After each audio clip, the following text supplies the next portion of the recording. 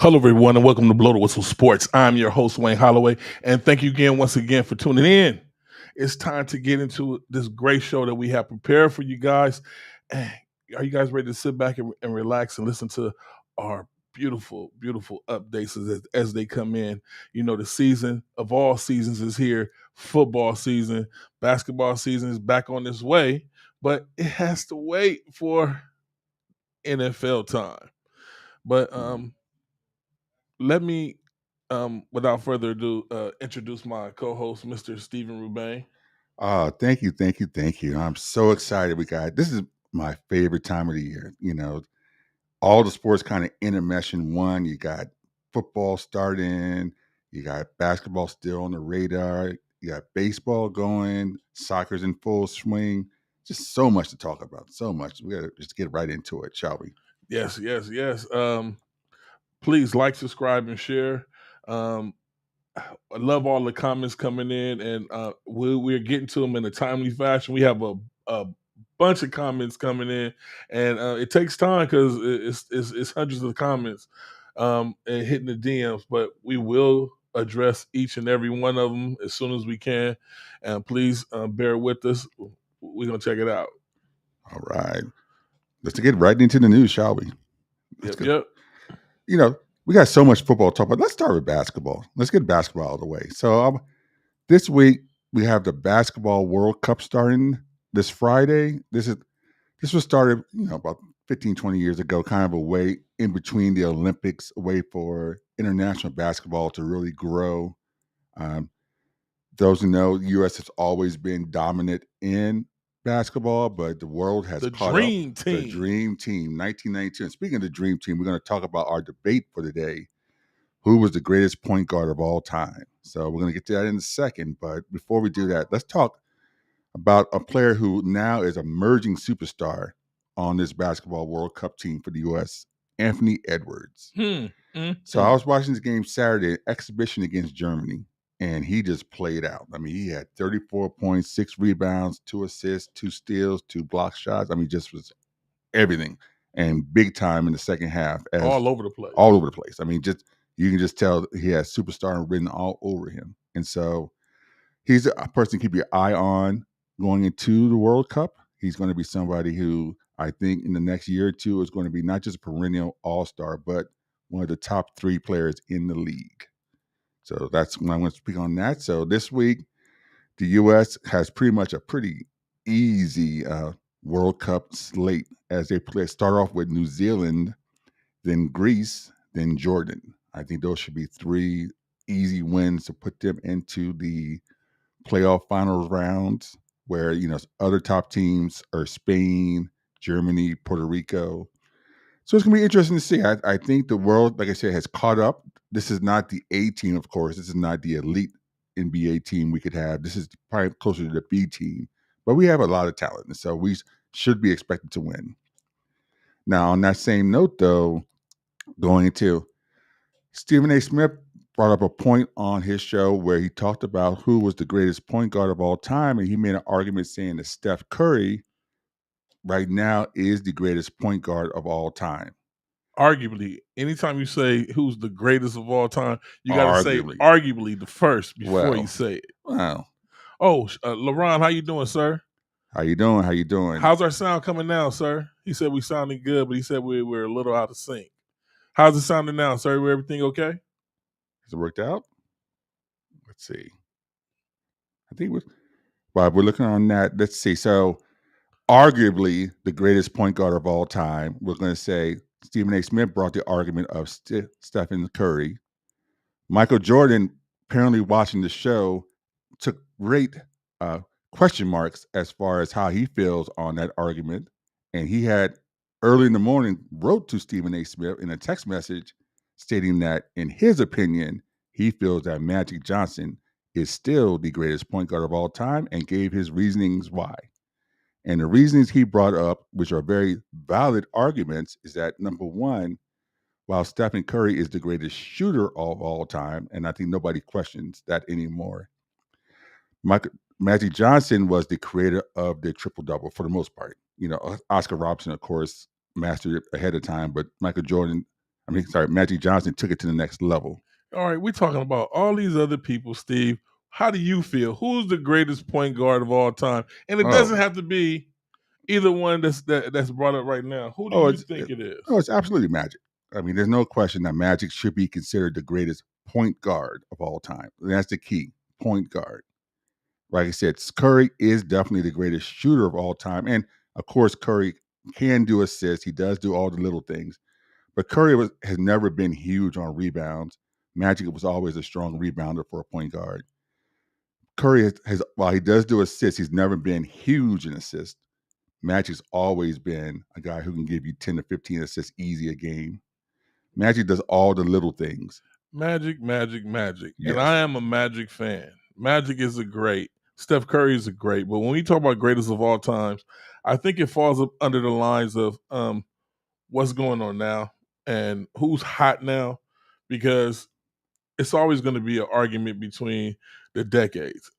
Whoever was watching in that decade, they have their favorite players, and it's always going to be that debate back and forth. Right now, who's relevant and who's hot right now, who's actually playing right now. That's why it's an argument, because Steph Curry is what it is right now. Right. And I think it's very interesting. The very final comment that Michael made as far as the argument, he said that, and you do know that Magic has 5 championships.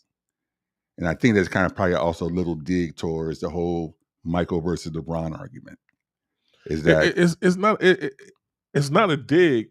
When you compare people, the comparison has to be kind of fair, and it's always been unfair with him. Right, but isn't championships a team?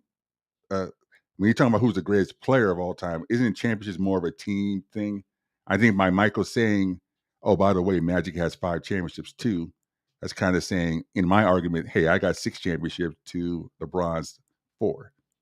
So I think that's kind of like, without saying it, that's kind of where he's coming from. That's my opinion. What do you guys think? We're going to have you guys, give us in the chat box. Tell us what you guys think. Who do you guys think is the greatest point guard of all time? And we will be opening those phone lines up pretty soon. But Steve, yes, you're saying Magic is the greatest point guard of our time? Yes, I am. Well, hands down. Hands down. There was nobody else that came close.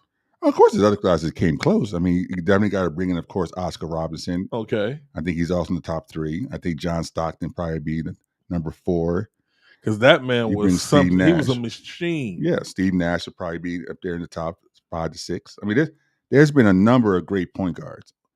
I'm just saying the one who pretty much has modernized the position would be Magic. So that's where I'm going with. Hey, you know what? Since Magic is one of my favorite players, I'm going to leave it alone. But to be not even devil's advocate, I mean, come on now. A lot of great point guards out there. Great point guards out there. And it comes down to, how do you define the point guard position?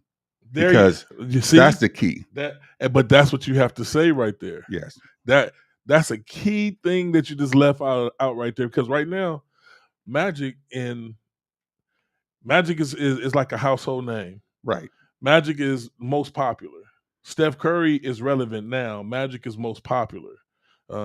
Magic has so many things going on. Magic is great in everything he does. Oh, absolutely. So when somebody's a favorite like that, it's kind of, I hate this greatest of all time because it's always going to be a debate. It's never a hands down anything. Oh, never hands down. Never hands down. And so, like I said, people are going to give their argument based on how the league is played today compared to how it was played back in Magic's day. So that's always going to be something that also has to go into account as well.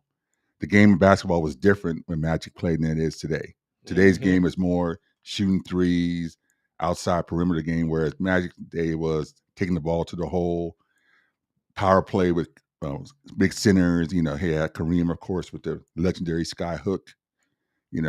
Curry never had a player of his caliber at the center position. So it's a great argument. So we're going to definitely, like I said, continue that argument going, especially when we get more into basketball season. Let's get into college football. We haven't talked college football for a while, really. And this week is going to be the first week of the college football season. So this week is kind of like the lights part of the schedule. So, you only got two main top 20 games. You have Notre Dame playing Navy and USC playing San Jose State. But the interesting thing about college football this year is going to definitely be college football realignment. So much has gone on in the last 2 years. We got to really kind of break it down for those who aren't following what's been happening in college football. Starting with the big schools. So this year, USC, UCLA, Oregon, and Washington, this is their final year in the Pac 10, as they are now going to go to the Big Ten next year. That's going to shake up college football as far as now you're having these four West Coast schools now having to do that travel all the way across to the East Coast and the Midwest many times during the season for not just football. Because you got to remember when we talk about college football realignment, it's not just football, it's basketball, it's baseball, it's soccer, it's lacrosse. It's all these sports now are now going to have to do this long travel across country. So instead of traveling to Arizona, now they're going to have to travel to Maryland, travel to Michigan, travel to Wisconsin. So that's a huge difference in not just money, but just in just overall competition. And so it's going to be interesting to see how the Pac-12 plays out, losing so many of these schools. And then on the other hand, you have Colorado, Arizona State, and Utah all leaving the Pac-12 as well, going to the Big 12. So that's going to be interesting as well to see how that plays out for them. The other big schools moving are going to be Texas and Oklahoma, who are having their last year in the Big 12. They are now going to move to the SEC to just make the SEC just ridiculous in talent. I mean, it's just going to be crazy how the SEC is going to be next year. Now, in the meantime, to make that change, the Big 12 said, okay, well, you guys are going to leave. We're going to add BYU, Cincinnati, Houston, UCF, with Central Florida, and West Virginia to the Big 12 to make a massive conference. So you're looking at next year, like the Big 10 having 18 teams, the Big 12 having like 16 teams. I mean, it's just going to be crazy, the landscape. So the schools left behind are Cal, Stanford, Oregon State, and Washington State.